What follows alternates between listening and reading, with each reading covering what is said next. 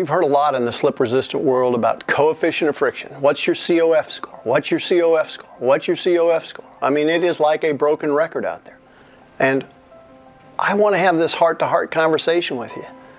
We care about COF scores. We care about safety. But in order to make the best slip-resistant shoes, it's more than COF scores. COF scores are about a laboratory condition. Tiles that have grease on them. It's all nice and smooth. It's like somebody painted that tile and then they put a little water on it and then they put a little oil on it. It's important.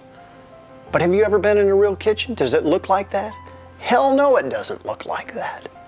And we have 12 different grid patterns, 12 different traction patterns that Randy Lubart has spent 19 years developing.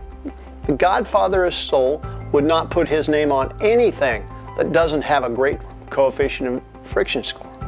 We have simply taken these individual traction patterns and placed them in different locations. If we made an entire sole out of any one of them, no one would worry about whether or not they pass some coefficient of friction score. But we have people worried about durability, so we've addressed durability. But we've addressed durability with an outsole that has a great coefficient of friction score. We've addressed 4-foot traction patterns, wider traction patterns, in higher wearing, bigger grids.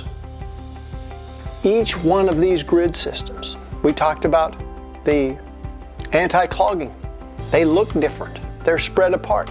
But we trust that. We know that has a great coefficient of friction score. Folks, when our competitors can only talk about coefficient of friction and we can talk about increased durability, great traction, great coefficient of friction score, even where we're durable.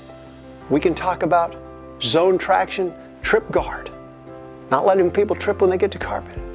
We have so much more to offer than they do with their, well, we got peanut butter, we've got peanut butter, we put it everywhere. We don't care whether it's durable. We don't care about clogging. We've got to get beyond just talking about a score. I assure you, every traction pattern we use has a high coefficient of friction score. We're as good as anybody in the industry. But we have to be more than that. We have to deal with a real world situation. We have to deal with a kitchen, with lettuce, French fries, oil, water, carpet. That's why this zone traction is so important. And you have to get comfortable with it. You have to be confident in it. And it means moving beyond that one number. And you notice, with coefficient of friction, everybody comes out and says, oh, we're better than Shoes for Crews. We're as good as Shoes for Crews. They're the best, but we're as good as. Poppycock. We've got to take that game away from them. They've got one traction story. We've got to stop letting them compare that way. I've been the president of 3 slip-resistant shoe companies, and all of them now have shown me test scores from independent labs that are the best. At Mozo, I saw scores that were the best from an independent lab. Now that we own SureGrip, I've seen their test scores from the independent lab. Oh, they're the best. I see the scores here. Shoes for Crews is the best. I trust Randy Lubart. I trust our own lab. We make the best outsoles. We make the best slip resistance.